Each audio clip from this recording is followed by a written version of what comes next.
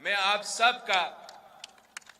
सबका शुक्रगुजार हूं कि आप आज भी पाकिस्तान पीपल्स पार्टी के साथ खड़े हैं और इंशाअल्लाह ताला कामयाबी आपकी होगी, कामयाबी तीर की होगी, जीत अवाम की होगी।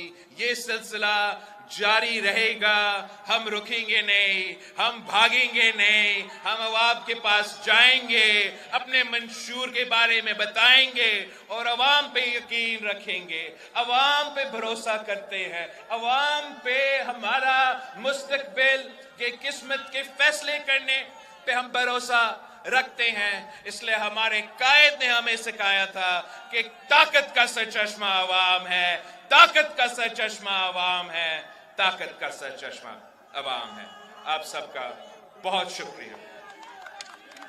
ये त्योहार की तारीख में पहली दफा माशाअल्लाह आपने बहुत काम किया हमको लेकर आने के लिए, मेहनत करने के लिए।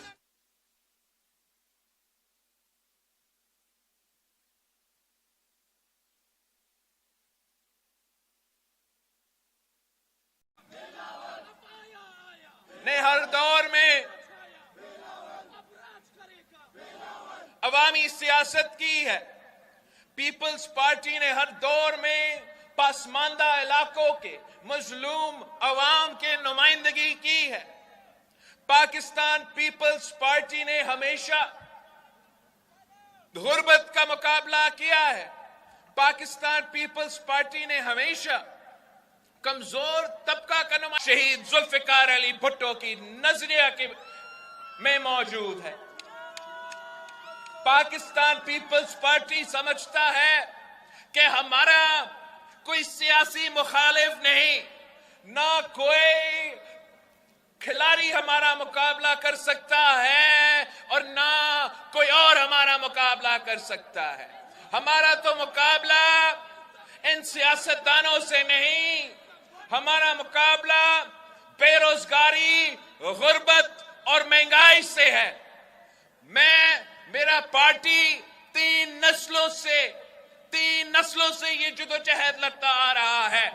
शहीद जुल्फिकार अली भुट्टो ने रोटी, कपड़ा और मकान का नारा दिया तो इसलिए दी ताकि इस अवाम का, इस मुल्क की गरीब अवाम का जो तमाम मसाइल हैं वो हल किया जाए। शहीद मोहतरमा बेनजीर भुट्टो इस नारा से पहचाना जाती थी कि बेनजीर आएगी तो रोजगार लाएगी। वो इसलिए कि पाकिस्तान पीपल्स पार्टी वो वाहिद जमात है जो अशराफिया को नहीं, पाकिस्तान के अवाम का नुमाइंदगी करता है। पाकिस्तान पीपल्स पार्टी वो वाहिद जमात है जो अशराफिया को नहीं, मजदूरों, किसानों, नौजवानों, सफेद पोश, पूरा जो सारे तबकात है उनका नुमाइंदगी करता है। और इंशाअल्लाह ताला आप हमारे साथ देंगे तो फरवरी 8 को हम ये पुराना रवायती सियासत, नफरत की सियासत, तकसीम की सियासत, जाती दुश्मनी की सियासत को दफन करके खिदमत की सियासत, एक नई सियासत का आगाज करेंगे। हम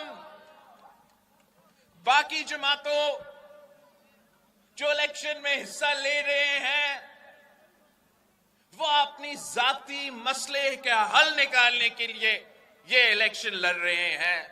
अगर मैं ये इलेक्शन लड़ रहा हूं तो आपका मसाइल का हल निकालने के लिए लड़ रहा हूं। मेरा कोई अपना ख्वाहिश नहीं है। कोई अगर इलेक्शन लड़ रहा है तो वो इसलिए कि वो जेल से निकल जाए, और जो दूसरा इलेक्शन लड़ रहा है तो वो इसलिए कि वो जेल